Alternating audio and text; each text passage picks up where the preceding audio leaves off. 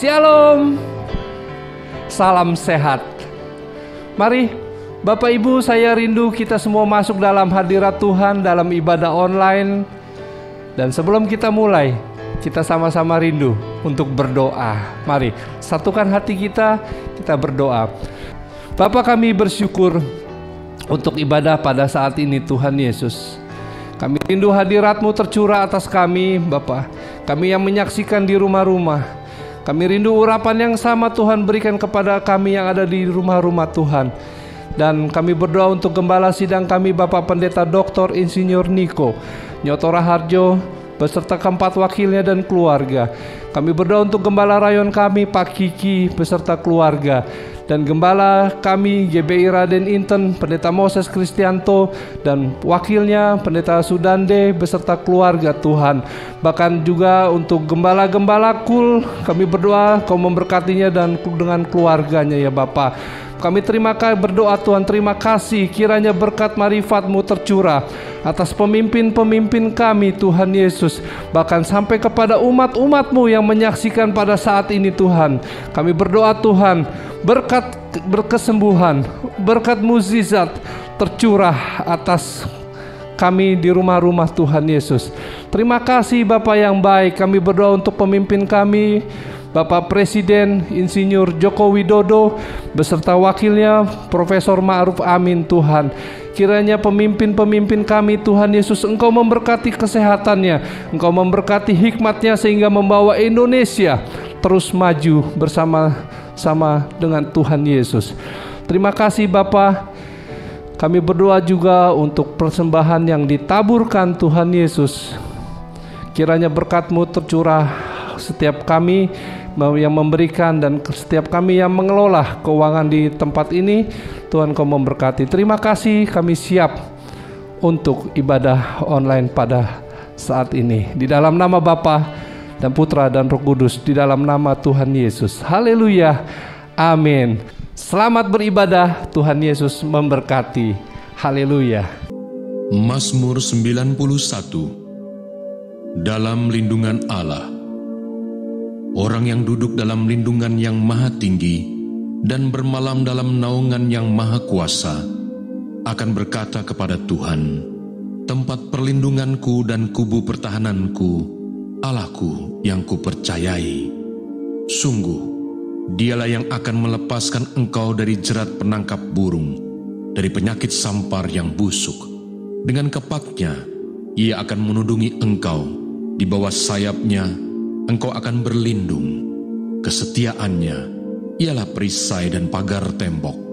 Engkau tak usah takut terhadap kedahsyatan malam, terhadap panah yang terbang di waktu siang, terhadap penyakit sampar yang berjalan di dalam gelap, terhadap penyakit menular yang mengamuk di waktu petang. Walau 1.000 orang rebah di sisimu dan 10.000 di sebelah kananmu, tetapi itu tidak akan menimpamu. Engkau hanya menontonnya dengan matamu sendiri dan melihat pembalasan terhadap orang-orang fasik. Sebab Tuhan ialah tempat perlindunganmu, Yang Maha Tinggi telah kau buat tempat perteduhanmu. Malapetaka tidak akan menimpa kamu, dan tulah tidak akan mendekat kepada kemahmu. Sebab malaikat-malaikatnya akan diperintahkannya kepadamu untuk menjaga engkau di segala jalanmu. Mereka akan menatang engkau di atas tangannya, supaya kakimu jangan terantuk kepada batu. Singa dan ular tedung akan kau langkahi, engkau akan menginjak anak singa dan ular naga. Sungguh hatinya melekat kepadaku, maka aku akan meluputkannya. Aku akan membentenginya, sebab ia mengenal namaku. Bila ia berseru kepadaku, aku akan menjawab. Aku akan menyertai dia dalam kesesakan. Aku akan meluputkannya dan memuliakannya. Dengan panjang umur akan kukenyangkan dia, dan akan kuperlihatkan kepadanya keselamatan daripadaku.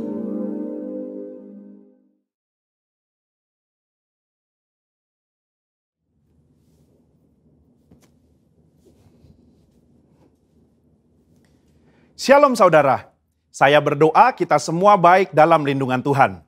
Saat ini kita sedang berada di era postmodernisme di mana salah satu cirinya ialah pendapat pribadi dianggap sebagai hal yang harus diperhatikan dan didengar, sehingga hal tersebut mendapat tempat prioritas dalam kehidupan seseorang. Apa yang dahulu dipercaya dan diajar sebagai sebuah kebenaran, kini dikritisi dan dipertanyakan. Akibatnya, kebenaran atau fakta menjadi sebuah hal yang relatif, dan orang akan cenderung mengutamakan dan mempercayai apa yang dia ingin percayai menurut perasaan dan keinginan hatinya. Begitu pula jika kita membahas mengenai persoalan gender dan LGBTQ.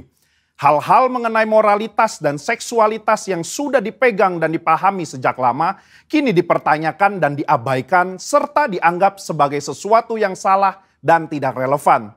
Tentu saja pandangan yang menyatakan bahwa setiap orang benar dan bebas melakukan apa yang ia inginkan menurut keinginan dan perasaannya adalah tidak benar. Nah, Voice of Pentecost hari ini adalah seri pertama dari seri Gender Identity Challenge dan LGBTQ. Gender identity adalah identitas jenis kelamin di mana seseorang dapat mengerti dan meyakini jenis kelaminnya berdasarkan organ seksualnya, dan menjalani kehidupannya sebagai seorang individu berdasarkan organ seksual bawaan lahir yang telah Tuhan anugerahkan. Jika sejak awal penentuan gender identity-nya sudah benar, maka jika terjadi preferensi seksual yang menyimpang seperti LGBTQ dapat ditangani.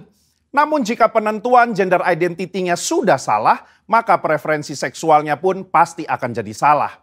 Pandangan yang beredar saat ini ialah bahwa seseorang bisa dan berhak untuk menentukan gender identity-nya sendiri. Bukan berdasarkan organ reproduksi seksualnya, namun berdasarkan perasaan dan keinginan sendiri. Jadi bisa saja seorang pria yang secara biologis adalah laki-laki, namun karena ia merasa dan menyatakan dirinya sebagai wanita, maka ia dipanggil perempuan dan menggunakan fasilitas umum yang digunakan oleh wanita. Bahkan memiliki ketertarikan dan hasrat seksual terhadap seorang pria. Begitu pula sebaliknya. Pandangan ini telah diterima luas dan dilindungi di berbagai negara. Sehingga segala sesuatu yang berhubungan dengan seksualitas, gender identity, dan penyimpangan preferensi seksual termasuk LGBTQ harus diterima dan bukan merupakan sebuah kelainan. Namun bagaimana menurut Alkitab? Alkitab memandang LGBTQ merupakan penyimpangan seksual yang adalah dosa di mata Tuhan. Kejadian 1 dan 2 menunjukkan bahwa Tuhan menciptakan gender identity laki-laki dan perempuan berdasarkan organ reproduksi seksualnya, bukan lewat feeling dan keinginan manusia. Kata laki-laki dan perempuan di Kejadian 1 ayat 26-28 merujuk kepada organ seksual yang mereka miliki secara biologis. Penciptaan dan penentuan ini adalah karya Allah yang luar biasa, sebab Ia ingin manusia dapat menghasilkan keturunan lewat organ reproduksi laki-laki dan perempuan. Jadi, jika seorang pria yang secara biologis adalah laki-laki, maka Tuhan ingin agar ia dapat menggunakan organ reproduksi seksualnya untuk menghasilkan keturunan lewat organ reproduksi wanita, itu pun hanya dalam pernikahan.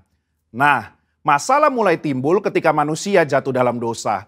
Dosa membuat manusia membawa pikiran, keinginan, dan tindakannya yang terbelenggu oleh dosa, sehingga terjadilah gender identity challenge dan penyimpangan seksual. Orang yang menyimpang ketertarikan dan hasrat seksualnya tidak akan dapat beranak cucu karena kesamaan organ reproduksi mereka. Padahal Allah tidak pernah salah dalam menciptakan manusia. Allah tidak menjadikan manusia mengalami krisis identitas seksual ataupun ketertarikan dan hasrat seksual yang menyimpang.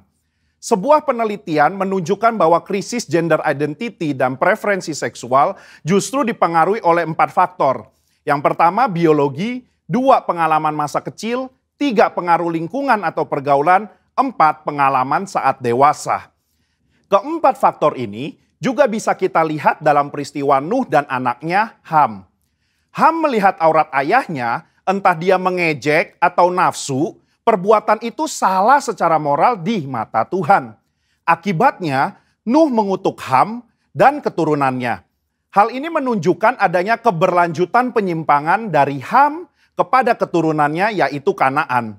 Selanjutnya kita melihat bahwa Kanaan dan orang-orang yang mendiami tanah Kanaan memiliki penyimpangan seksual juga. Apa yang terjadi di Sodom dan Gomora di tanah Kanaan dalam Kejadian 19 menunjukkan penyimpangan seksual yang parah dan bahkan sudah mempengaruhi Lot dan kedua anak perempuannya. Lot menganggap hal wajar untuk memberikan kedua anak perempuannya untuk dipergunakan secara seksual oleh kerumunan massa. Dan kelak di dalam pelarian mereka, kedua anak perempuannya pun menganggap normal untuk memiliki anak dari ayah mereka sendiri, yang akhirnya menghasilkan bangsa Moab dan Amon yang juga akan dihukum Tuhan karena kejahatan yang bangsa ini lakukan. Kesimpulannya, gender identity merupakan hal yang penting dalam diri seseorang, di mana gender identity tidak ditentukan lewat perasaan dan keinginan hati, melainkan lewat organ reproduksi seksual yang telah Tuhan berikan saat seseorang dilahirkan. Tidak ada orang yang lahir dengan keadaan atau hasrat seksual menyimpang seperti LGBTQ. Seolah-olah Tuhan telah membuatnya demikian. Tuhan tidak pernah salah di dalam menciptakan manusia. Justru dosalah yang membuat manusia membawa pikiran, keinginan, dan tindakannya pada keputusan yang salah. Maka dari itu, diperlukan kemampuan dan keputusan yang tegas dalam memahami dan meyakini gender identity seseorang sedari awal kehidupannya. Sehingga di kemudian hari ia tidak masuk dalam penyimpangan seksual seperti LGBTQ. Saudara, untuk penjelasan lengkapnya dari tim teologi kami, silakan klik link yang ada di atas atau scan QR Code yang tersedia. Salam integritas, Tuhan Yesus memberkati.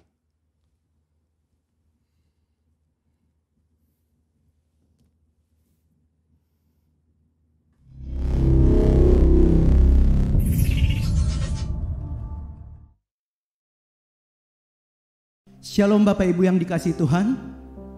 Kita ada kembali dalam ibadah pada hari ini. Mari Bapak Ibu siapkan hati kita. Sebelum kita mulai kebaktian kita sama-sama tundukkan kepala dan berdoa. Kami mengucap syukur Tuhan untuk kasih setia Tuhan. Kami mengucap syukur untuk anugerah Tuhan bagi kami pada hari ini. Terima kasih Tuhan memelihara kami sampai saat ini.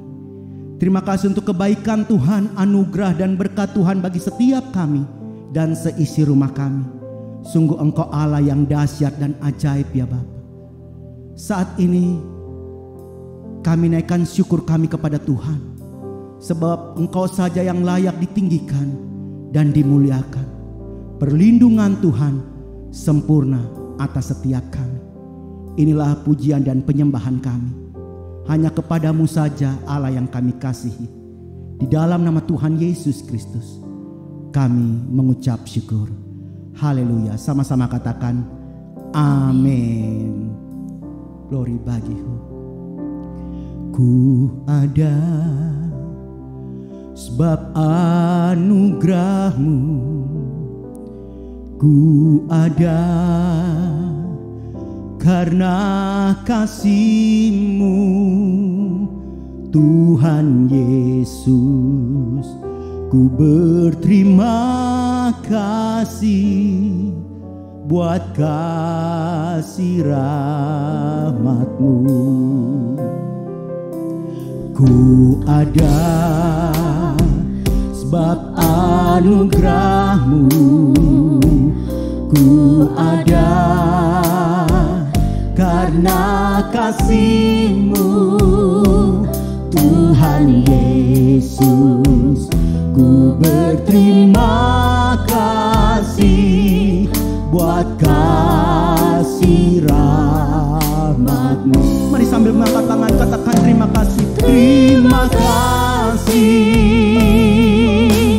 Yesus, Yesus. Terima kasih karena anugerah-Mu buat hidupku sekarang. Ku kan memuji-Mu selamanya. Terima kasih Yesusku Tuhan. Yesus, Yesus.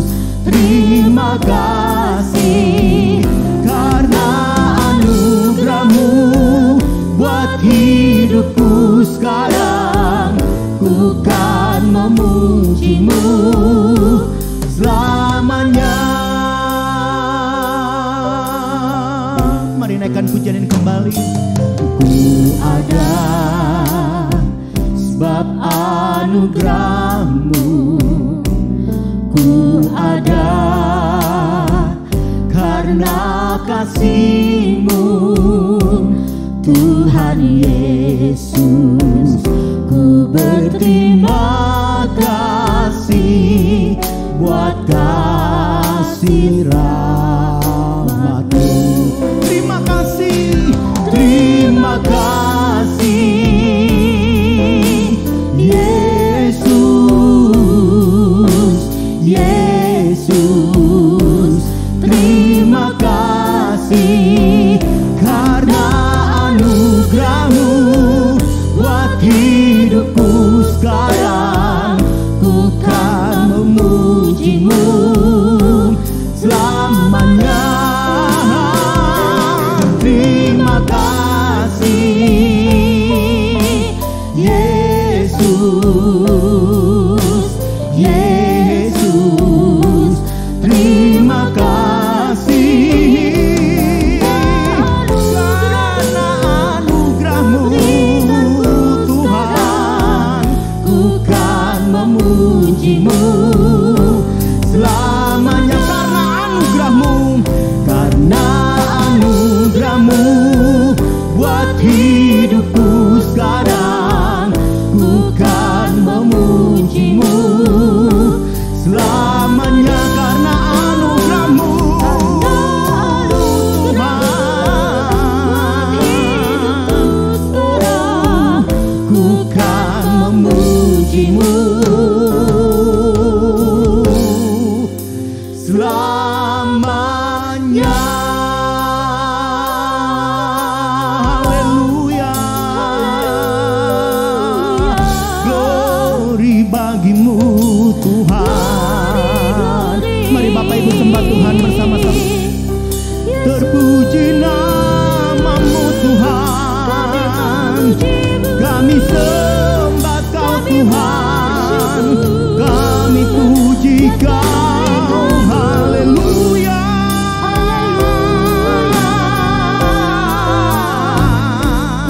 Kau sungguh baik, Kau sangat baik Tuhan. Glory bagi-Mu. Haleluya.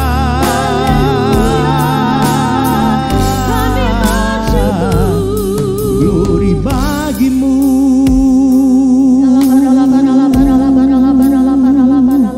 Terima kasih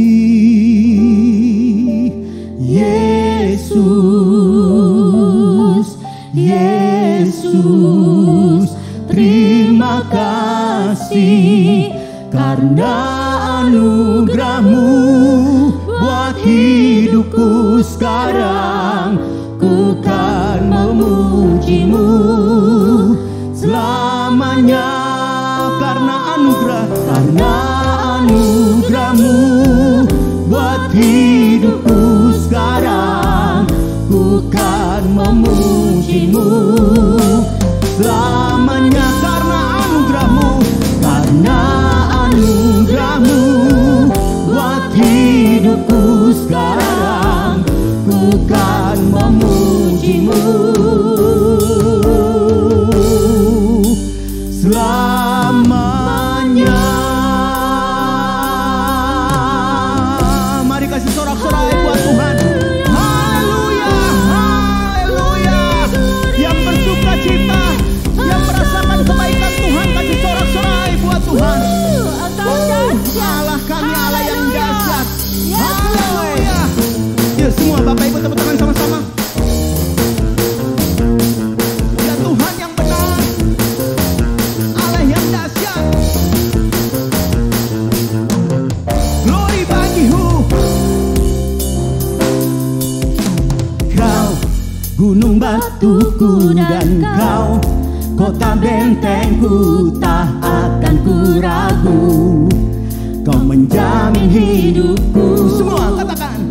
Kau keselamatanku dan Kau yang membelaku, tak akan ku takut. kuasa-Mu di dalamku. Walau badai menerpa di dalam hidupku ini, namun tangan-Mu Tuhan mengangkatku tinggi. Kau Tuhan yang benar, tak pernah tinggalkan. Dahulu, sekarang, selamanya, janji-Mu tak berubah. Kau Alfa dan Omega, awal dan akhir. Semesta alam memuja Engkau Tuhan yang benar. Haleluya, benar Engkau Allah yang benar Tuhan.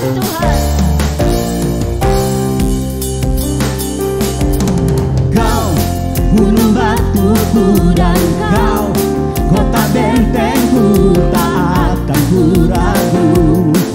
Kau menjamin hidupku, Kau keselamatanku, dan Kau yang membelaku, tak akan ku takut.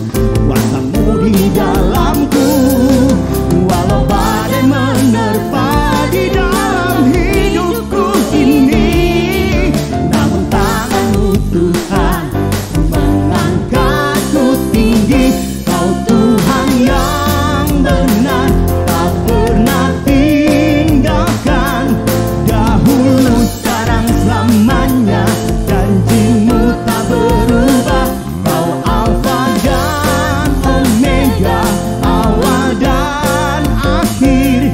Semesta alam memuja Engkau Tuhan yang benar. Haleluya.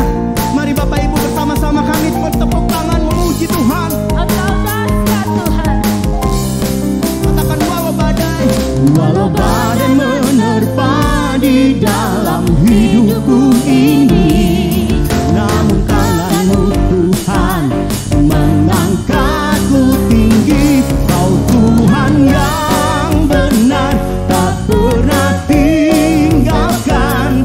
Dahulu, sekarang, selamanya, janji-Mu tak berubah. Kau Alfa dan Omega, awal dan akhir. Semesta alam memuja Engkau Tuhan yang benar. Semesta alam memuja, semesta alam memuja, semesta alam memuja Engkau Tuhan yang benar.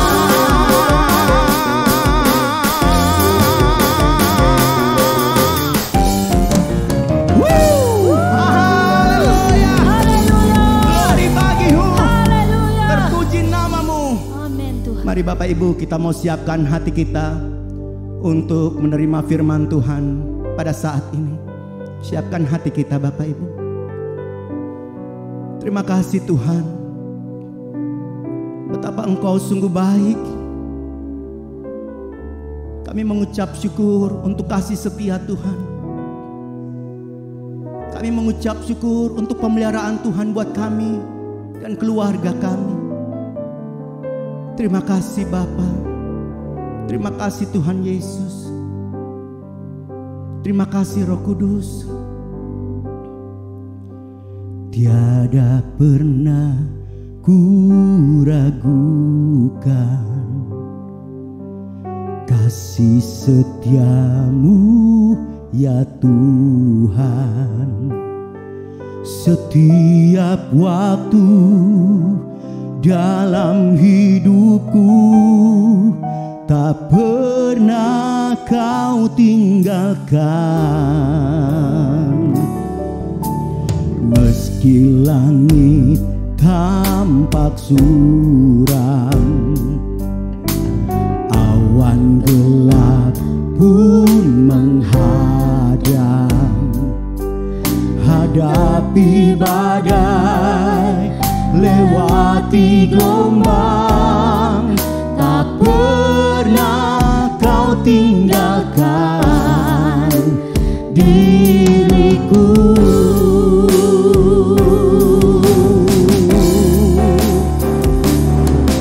Walau 1000 rebah di sisiku, Kau tetaplah Allah penolongku. Walau 10.000 rebah di kananku, takkan ku goyah, sebab Yesus sertaku. Walau 1000 rebah, walau 1000 rebah di sisiku,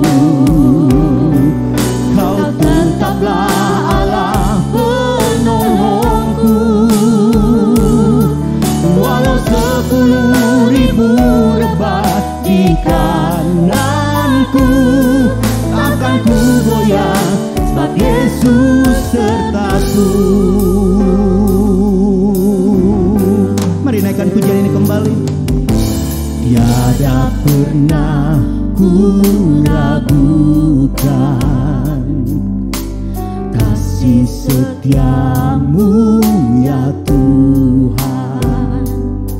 Setiap waktu dalam hidupku, tak pernah Kau tinggalkan. Meski langit tampak suram, awan gelap pun menghadang, hadapi badai, lewati gombang, tak pernah Kau tinggalkan diriku.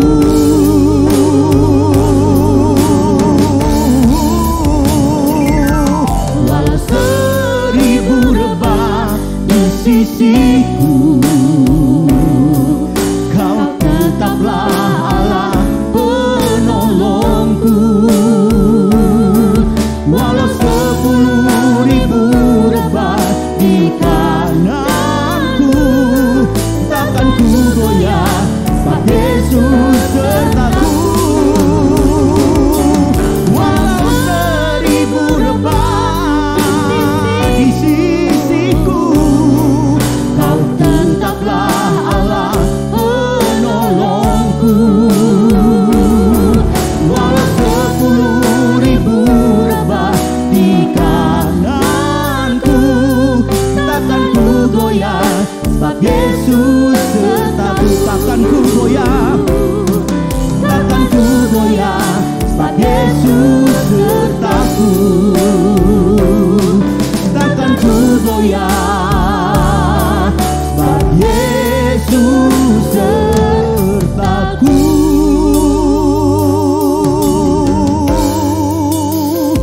Haleluya.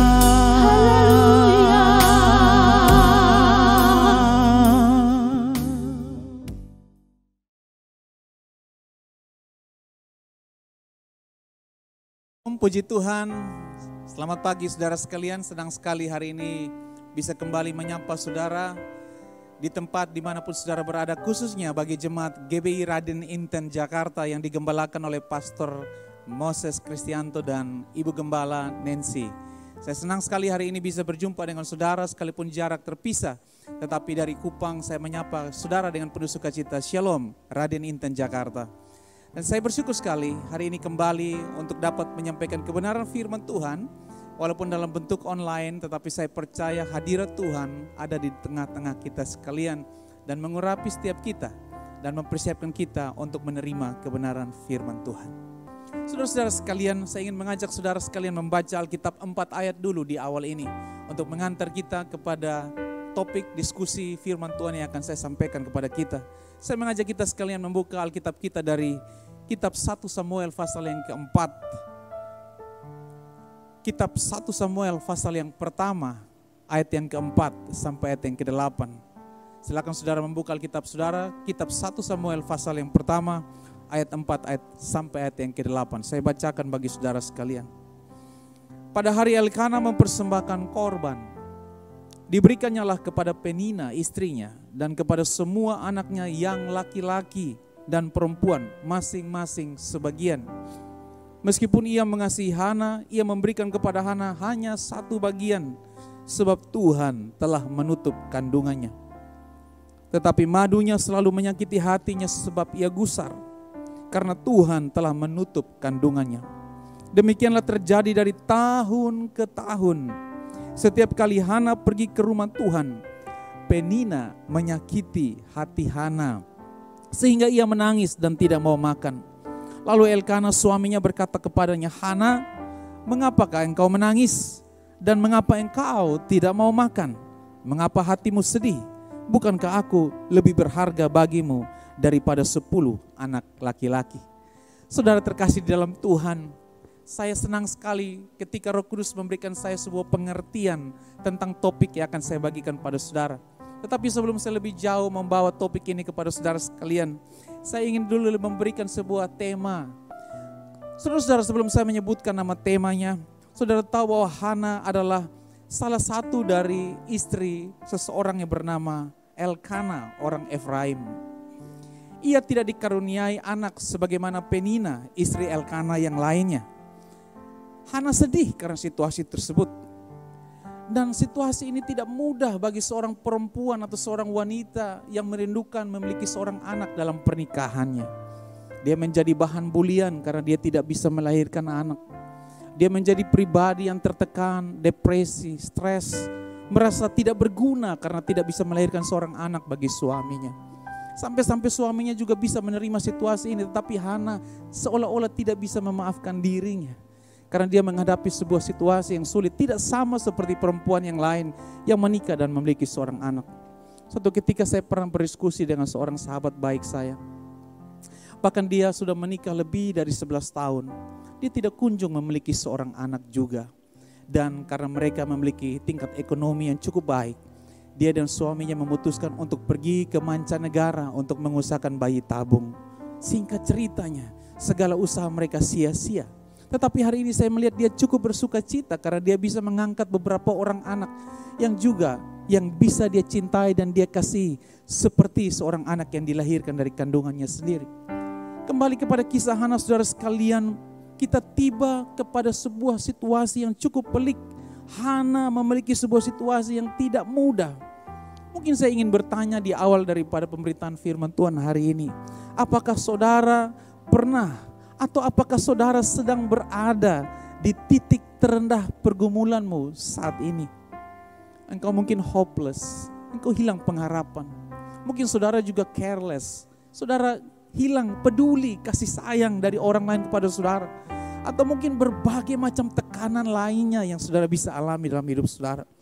Saudara-saudara kekasih dalam Tuhan, setiap orang, bukan saja Hana dalam kisah ini, tetapi juga mungkin saudara dan saya yang sedang mendengarkan kebenaran firman ini disampaikan.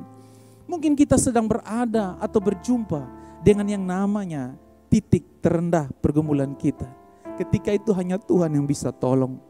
Titik terendah yang Hana alami adalah dia tidak memiliki seorang anak.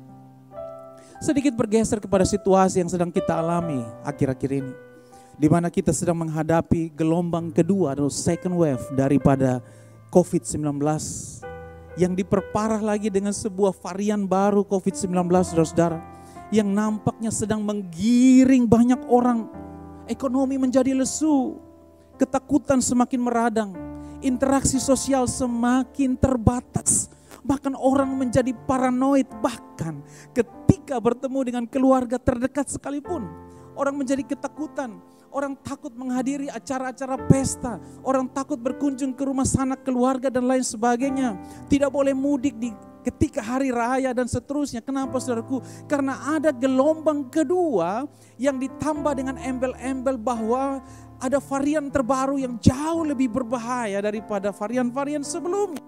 Kita diperhadapkan kepada sebuah situasi yang tidak mudah. Sebuah situasi yang membuat kita seolah hopeless, hilang pengharapan. Kita tidak bisa datang kepada orang yang kita cintai, orang yang kita kasih. Mungkin kalau saudara tinggal berpisah dengan rumah orang tuamu, saudara tidak bisa sowan ke rumah orang tuamu, saudara tidak bisa datang ke mertuamu, saudara tidak bisa mengunjungi sanak saudaramu. Bahkan pada saat-saat seperti ini, ketika saudara sedang mendengarkan firman Tuhan. Bahkan engkau hanya bisa mendengarkan firman Tuhan tanpa berkumpul di sebuah gedung ibadah yang sama, di mana saudara dan orang lain, jemaat sekalian bisa berkumpul di tempat itu sebagaimana mestinya.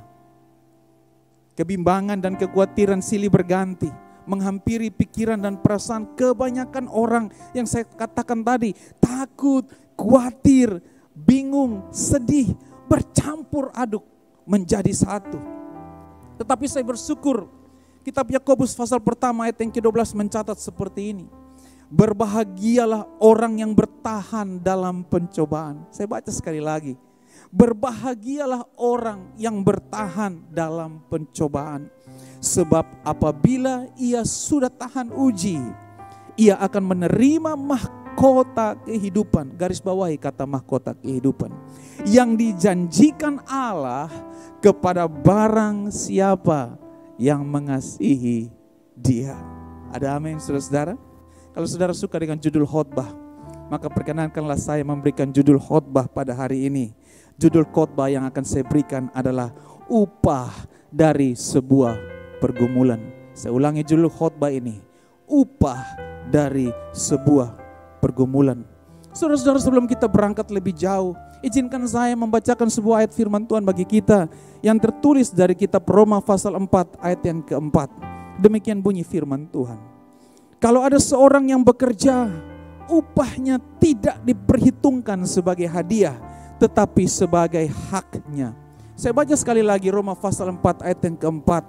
Kalau ada orang yang bekerja, upahnya tidak diperhitungkan sebagai hadiah, tetapi diperhitungkan sebagai haknya. Terpujilah Tuhan. Saudara-saudara yang saya kasih dalam Tuhan, apakah perbedaan antara hadiah dan hak? Tentu saudara bisa mendefinisikan secara sederhana. Pasti ada perbedaan yang signifikan antara hadiah dan hak. Hadiah adalah sesuatu pemberian yang saudara tidak punya, tetapi saudara menerima karena saudara diberikan oleh seseorang kepada saudara. Contoh, saudara tidak punya handphone, tetapi pada saat ulang tahun saudara, ada teman saudara, orang tua atau kerabat yang memberikan hadiah handphone kepada saudara. Tentu saudara bersuka cita, yang tadinya tidak punya menjadi punya. Itulah makna hadiah diberikan kepada saudara. Tetapi ada makna yang lain daripada Roma 4 ayat yang keempat. Kalau ada seorang yang bekerja keras, upahnya tidak diberikan sebagai hadiah, tetapi ini diberikan sebagai hak kepada dia. Dia menerima upah bukan karena hadiah, dia menerima upah karena hak, sebab dia telah bekerja keras untuk mendapatkan hak. Terlepas dari apakah dia mau mengambil haknya atau tidak, tetapi dengarkan baik-baik, yang namanya hak tidak akan hilang sekalipun dia tidak mengambil hak tersebut.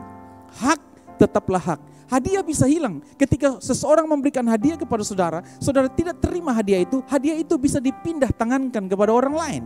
Alias saudara tidak bisa mengambil pada kesempatan berikutnya karena hadiah itu sudah diberikan kepada orang lain. Saudara kehilangan kesempatan untuk memperoleh hadiah.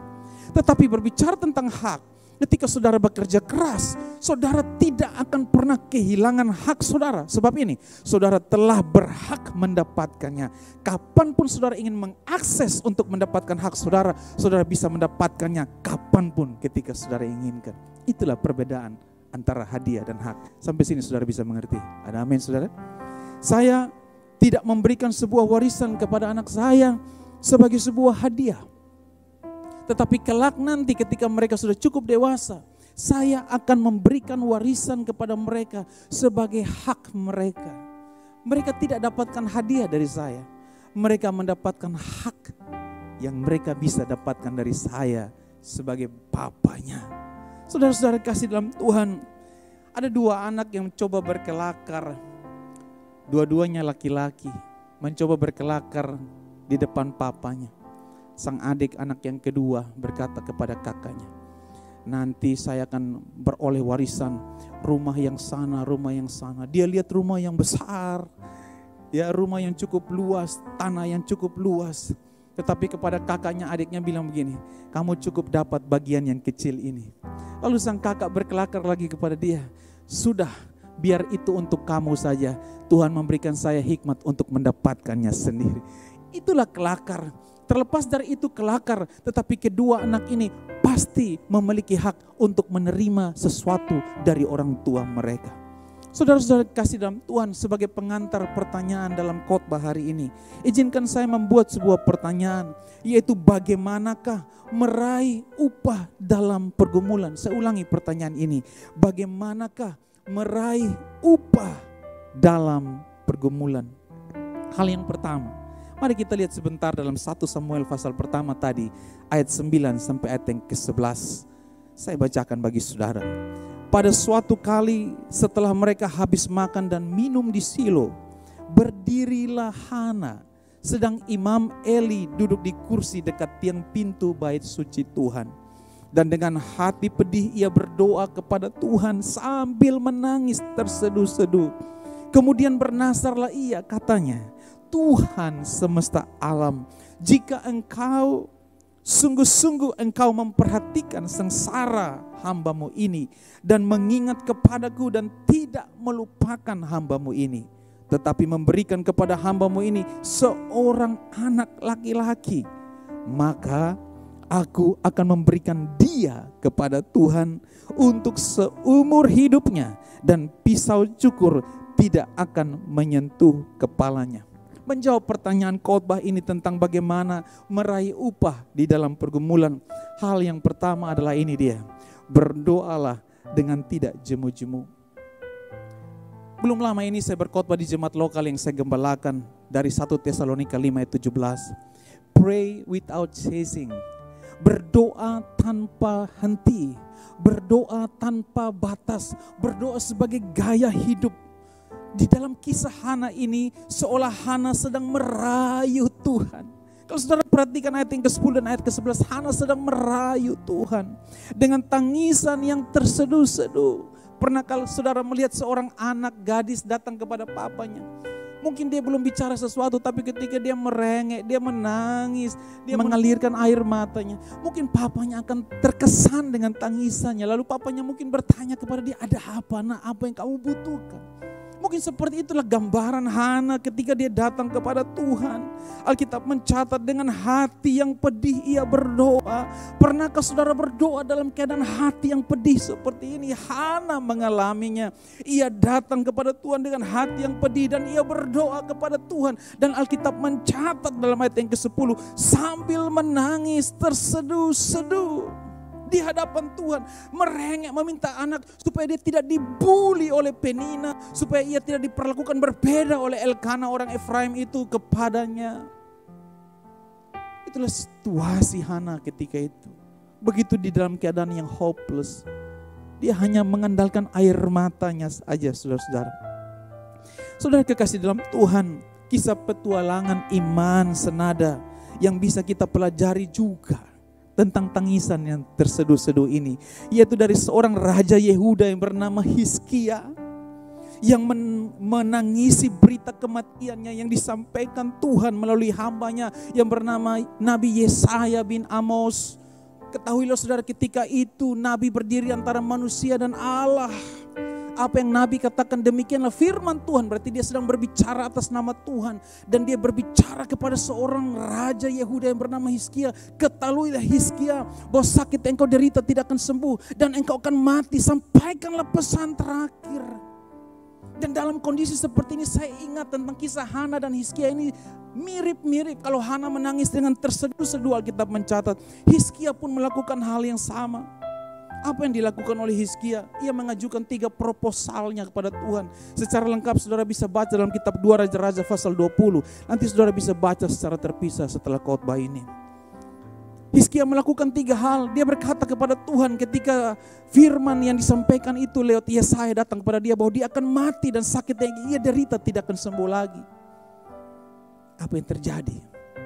Hizkia bilang gini kepada Tuhan, Tuhan, bukankah aku telah hidup setia di hadapan-Mu? Bukankah aku telah tulus hati di hadapan-Mu? Dan bukankah aku telah melakukan yang baik di hadapan-Mu? Ingat ini 3 hal. Yang pertama, dia telah berlaku setia. Yang kedua, dia telah hidup dengan tulus hati. Yang ketiga, dia telah melakukan apa yang baik di mata Tuhan. Sudahkah engkau hidup dengan ketiga hal ini? Dengan setia. Sekalipun tantangan begitu besar, tapi saudara tidak jemu-jemu untuk berdoa. Berdoa tanpa batas. 1 Tesalonika berkata, tetaplah berdoa. Dia setia di dalam kehidupannya. Dia menjaga perasaan Tuhan. Hizkia melakukan hal itu. Sedikit menyimpang dari kisah Hana tadi, tetapi ini ada padanan kisah yang sama atau senada. Lalu bukan hanya setia, dia tulus hati. Sudahkah engkau berdoa dengan tulus hati di hadapan Tuhan, saudara-saudara? Dan yang ketiga, aku juga telah melakukan apa yang baik di matamu ya Tuhan, kata Hizkia. Dan firman ini ditutup dengan begini, ketika dia menyampaikan ketiga hal ini, lalu menangislah Hizkia dengan sangat. Kata menangis dengan sangat mirip dengan apa yang dialami oleh Hana, menangis dengan terseduh-seduh. Kalau saudara yang tidak tahu bahasa Kupangnya itu, menangis dengan sangat atau menangis dengan terseduh-seduh, bahasa Kupangnya ada. Bahasa Kupangnya adalah menangis makara reuk. Artinya begini, menangis yang tidak bisa dibujuk untuk diam. Tidak ada orang yang sanggup membujuknya, saking terseduh-seduh, saking makara reuk dalam bahasa Kupang, saking begitu sangatnya pedihnya hatinya. Hizkia menangisi kehidupan kematiannya akan segera menjemput dia dalam 24 jam berikutnya. Sebab Yesaya bin Amos berkata, sakit yang engkau derita tidak akan sembuh dan engkau akan mati. Sampaikanlah pesan terakhir dalam kondisi sebagai Raja Yehuda yang punya kekayaan, punya pengaruh, punya kuasa, punya fasilitas. Bukan hanya dokter yang bisa dia datangkan, rumah sakit pun bisa dia beli ketika itu kalau dia mau. Tetapi uang memang bisa beli obat, tetapi uang tidak bisa membeli kesembuhan. Uang bisa membeli tempat tidur yang mahal, tapi uang tidak bisa membelikan tidur yang nyenyak. Hana pun demikian. Mungkin dia punya banyak fasilitas dalam hidupnya, tetapi dia tidak punya anak. Dia tidak bisa membeli anak, sebagaimana kisah yang saya ceritakan tadi, teman saya pergi ke mancanegara untuk membeli teknologi bayi tabung, tapi sampai saat ini dia tidak berhasil mendapatkan bayi tabungnya. Ada orang lain yang berhasil, tapi tidak dengan teman saya itu. Saudara-saudara, kadang-kadang kita sampai pada titik ini. Tetapi 1 Samuel pasal pertama ayat 9-11, saudara bisa membayangkan situasi Hana ketika itu. Tertekan. Mungkin tangisannya tidak lagi mengeluarkan air mata. Pernahkah saudara menangis tanpa mengeluarkan air mata? Dalam keadaan yang tertekan, depresi, tidak tahu harus berbuat apa. Sudah begitu masih disalah mengerti.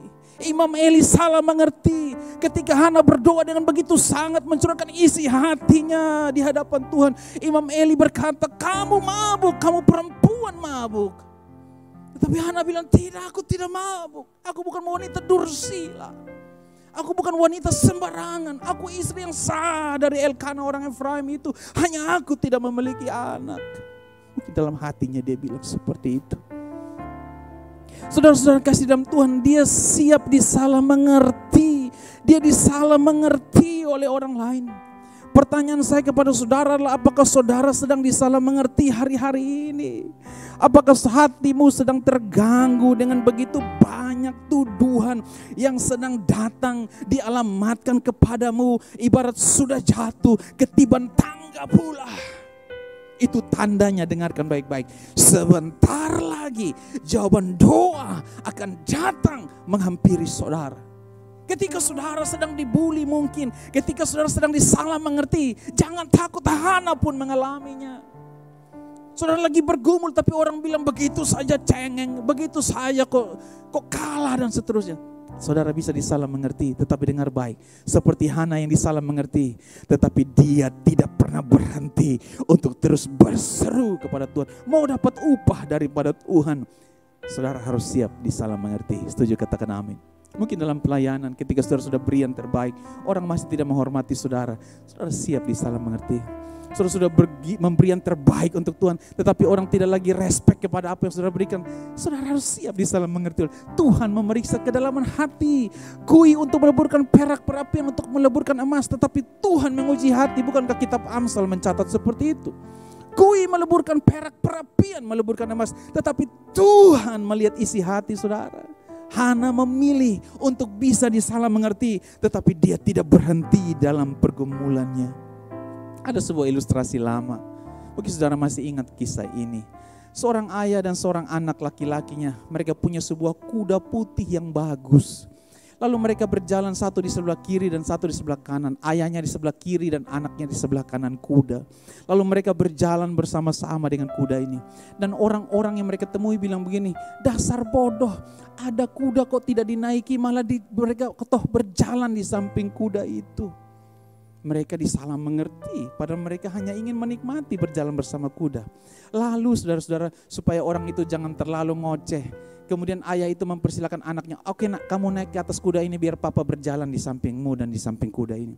Ketemu lagi orang di kampung itu dan orang kampung itu berkata begini, dasar anak tidak tahu diri, kok tega-teganya naik kuda dan membiarkan papanya sudah tua berjalan di samping kuda. Kalau begitu anaknya bilang, Pak gantian, papa yang naik ke kuda dan saya yang berjalan di samping kuda dan di samping papa. Ketika mereka bertemu dengan orang lain di kampung itu, orang kampung itu bilang begini, dasar orang tua tidak tahu diri, kok enak-enaknya naik kuda dan membiarkan anakmu berjalan kaki di samping kamu. Saudara-saudara, apapun yang kamu perbuat dalam hidup ini tidak bisa menyenangkan hati semua orang. Mungkin kamu disalah mengerti, mungkin saudara akan disalah mengerti. Hana pun memilih untuk disalah mengerti oleh Imam Eli sebagai perempuan yang sedang mabuk. Tapi dia terus ada dalam hadirat Tuhan. Ini yang saya suka dari Hana. Sekalipun dia salah mengerti, dia disalah mengerti, tetapi dia tetap berada dalam hadirat Tuhan. Amin, saudara-saudara.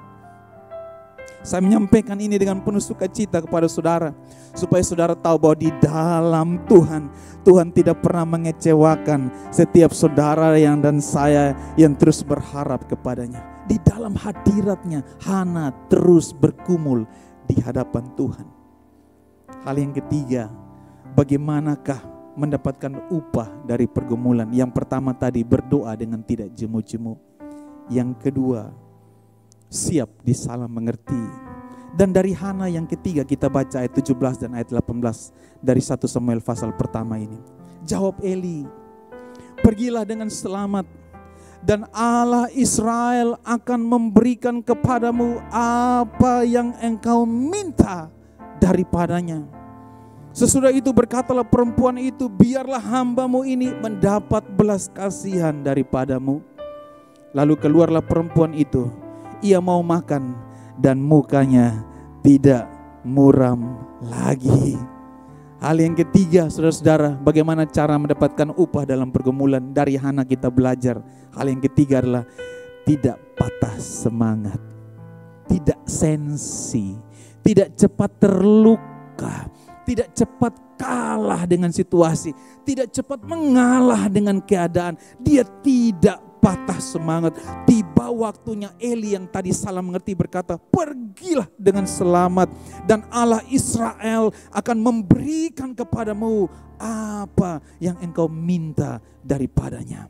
Kemudian Hana berbenah diri, biar hambamu ini mendapat belas kasihan daripadamu, kata Hana. Lalu keluarlah perempuan itu, ia mau makan. Yang tadinya tidak mau makan karena dia sedih. Dia tidak minum karena dia sedih. Karena dia sedang bersusah hati, dia sedang menangis terseduh-seduh. Akhirnya mukanya tidak muram lagi. Dia tidak patah semangat. Ada amin, saudara-saudara. Maukah saudara menerima upah? Jangan patah semangat. Ada pujian yang berkata, ku tak akan menyerah pada apapun juga, sebelum ku coba semua yang ku minta, tetapi ku berserah kepada kehendak-Mu. Hatiku percaya Tuhan punya rencana. Hana tidak menyerah, Hana tidak patah semangat. Dia berubah dari muram, yang tadi tidak mau makan menjadi makan. Ketika Eli tidak lagi salah mengerti dan Eli memperkatakan perkataan berkat kepadanya, berubahlah situasi hati Hana. Dia kembali mendapatkan semangatnya. Dia tidak patah semangat, padahal sebelumnya dia dikatakan sebagai perempuan yang sedang mabuk. Ia tetap menjaga hatinya dan ia tetap menghargai hamba Tuhan yang bernama Eli itu. Saudara-saudara, seorang sahabat saya berjuang keras untuk 1,5 tahun ini gagal kembali ke negaranya. Dan puji Tuhan beberapa hari lalu dia sudah berhasil kembali ke negaranya. Waktu dia ingin kembali tanggal 30 Mei yang lalu, tiba-tiba maskapai penerbangan yang dia tumpangi mengirimkan email kepadanya bahwa mereka tidak jadi terbang ke Australia karena Australia sedang lockdown di tanggal 30 Mei yang lalu. Kembalilah dia ke Kupang, tetapi konsekuensinya dia harus lagi memperpanjang visanya di imigrasi. Dia harus bayar lagi. Kemudian dia harus kembali, katanya jadwal berikutnya tanggal 6 Juli. Lalu saudara-saudara kasih dalam Tuhan, tanggal 2 dia berangkat ke Jakarta. Dan tanggal 3 diberlakukannya PPKM. Tidak boleh masuk keluar dari Jakarta mulai jam 00 pada tanggal 3 dini hari. Untungnya dia sudah berangkat tanggal 2. Dan singkat ceritanya di Kupang pun diberlakukan pesawat tidak boleh masuk dan keluar pada tanggal 5 atau 6 Juli yang lalu. Untungnya dia sudah keluar, Tuhan bertindak tidak salah pada waktunya. Dia kemudian sudah berangkat kembali ke Australia.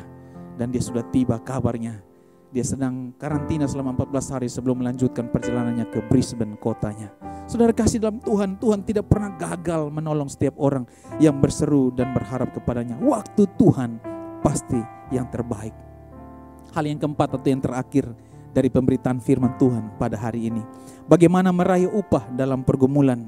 Hal yang terakhir atau hal yang keempat adalah tidak berhenti menyembah Tuhan. Mari kita baca ayatnya dari 1 Samuel pasal pertama ayat yang ke-19. Keesokan harinya bangunlah mereka pagi-pagi, lalu sujud menyembah di hadapan Tuhan. Kemudian pulanglah mereka ke rumahnya di Rama. Ketika Elkana bersetubuh dengan Hana istrinya, Tuhan ingat kepadanya. Saudara lihat, dia bangun pagi-pagi lalu sujud menyembah di hadapan Tuhan. Bagaimana mendapatkan upah, saudara? Jangan berhenti menyembah Tuhan. Sembahlah dia dalam roh dan kebenaran. Karena ketika engkau menyembah dia, hadirat yang memenuhi hidupmu. Apa yang tidak mungkin menjadi mungkin, apa yang mustahil menjadi tidak mustahil. Apa yang tidak bisa menjadi bisa, sebab Allah kita Allah yang berdaulat. Hana menyembah Tuhan. 1 tahun kemudian suaminya Elkana menghampirinya. Dan Alkitab mencatat Hana mengandung seorang anak laki-laki. Saudara-saudara kasih dalam Tuhan, kesimpulan daripada khotbah pada hari ini, akhir penantian dalam pergumulan panjangnya pun terjawab pada ayat yang ke-20 dari 1 Samuel pasal pertama ayat yang ke-20 dikatakan, maka setahun kemudian mengandunglah Hana dan melahirkan seorang anak laki-laki. Ia menamai anak itu Samuel, sebab katanya, aku telah memintanya daripada Tuhan. Sudahkah engkau meminta sesuatu kepada Tuhan dan bertahun-tahun tidak kunjung dijawab? Jangan takut, tetaplah menyembah Dia.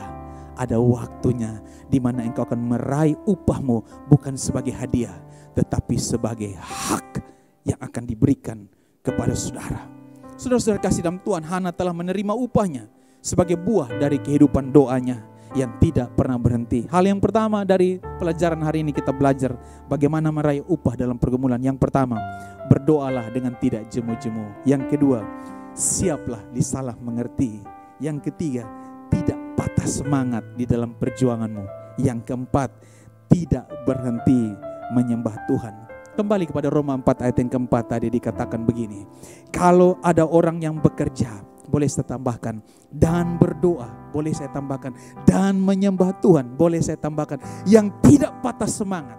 Apa yang terjadi? Upahnya tidak diperhitungkan sebagai hadiah, tetapi upahnya diperhitungkan sebagai haknya. Raihlah hak atas upahmu di dalam berdoa dan bekerja, sekalipun sedang dalam titik terendah sekalipun. Raihlah hakmu yang Tuhan sudah sediakan bagimu. Terpujilah nama Tuhan. Amin buat firman Tuhan. Tuhan Yesus memberkati saudara. Shalom. Mari kita berdoa untuk mengucap syukur buat firman Tuhan. Bapa di sorga, kami telah belajar pada hari ini tentang bagaimana meraih upah kami di dalam hadirat Tuhan, di dalam perjuangan kami. Kami telah belajar dari Hana tentang bagaimana meraih upah kami bukan sebagai hadiah tetapi sebagai hak. Terima kasih buat firman-Mu yang telah mengajar kepada kami untuk tidak jemu-jemu berdoa, tetap ada dalam hadirat-Mu, siap disalah mengerti, bahkan untuk tetap menyembah Engkau dan tidak patah semangat. Kami bersyukur buat firman-Mu. Ajar kami untuk terus merendahkan diri. Mungkin saat ini ada di antara jemaat Tuhan yang mendengarkan kebenaran firman Tuhan hari ini. Mereka dalam keadaan titik terendah kehidupannya. Mereka sedang dalam pergumulan, sedang dalam tekanan, hilang pengharapan, hilang kasih sayang, hilang kepedulian. Seolah jalan di depan mereka, seolah langit runtuh dan mereka tidak memiliki pengharapan apapun. Tetapi ketika mereka dengarkan firman Tuhan, bahwa ada upah bagi orang yang terus membangun pergumulannya di dalam hadirat Tuhan. Terima kasih Bapa buat hari ini. Hamba selesai berbicara, tapi hamba percaya kasih Tuhan tidak pernah berlalu dalam hidup kami. Engkau akan terus menjadikan ini menjadi rema dalam hidup kami.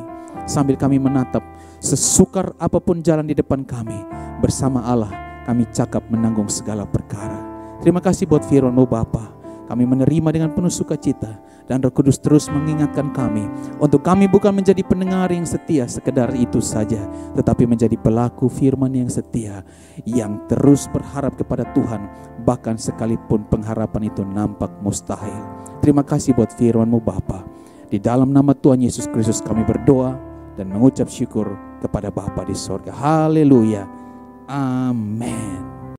Shalom Bapak Ibu, kita percaya firman Tuhan yang sudah kita dengar menguatkan kita bersama, menuntun kita agar kita menjadi pribadi yang lebih kuat lagi di dalam Tuhan. Sebelum kita akhiri ibadah kita, mari kita sama-sama perkatakan definisi dari Pentakosta ketiga. Kita perkatakan dengan suara yang keras. 2, 3. Pentakosta ketiga adalah pencurahan Roh Kudus yang dahsyat di zaman ini, melebihi yang terjadi di Azusa Street. Pentakosta ketiga akan mengakibatkan penuaian jiwa yang terbesar dan yang terakhir sebelum Tuhan Yesus datang kembali. Pentakosta ketiga akan membangkitkan generasi Yeremia, yaitu anak-anak muda yang dipenuhi Roh Kudus, cinta mati-matian kepada Tuhan Yesus, tidak kompromi terhadap dosa, dan akan bergerak untuk memenangkan jiwa. Pentakosta ketiga lahir di Indonesia dan bergerak ke bangsa-bangsa. Gerakan ini dari timur ke barat dan akan kembali ke Yerusalem. Pentakosta ketiga akan memberikan kuasa untuk menyelesaikan amanat agung, dan setelah itu Tuhan Yesus datang kembali. Amin. Kita percaya akan terjadi atas bangsa kita, atas Indonesia, dan atas bumi secara keseluruhan ini. Mari kita akhiri ibadah kita angkat kedua tangan kita, terima berkat dari Tuhan. Terimalah berkat anugerah, damai sejahtera, dan sukacita yang berlimpah-limpah dari Bapa di surga melalui anaknya yang tunggal Yesus Kristus, dan persekutuan yang manis dengan Roh Kudus memberkati kita dari sekarang sampai selama-lamanya. Dalam nama Yesus kita terima berkat ini. Haleluya. Amin. Tuhan memberkati kita. Tuhan Yesus, ku berterima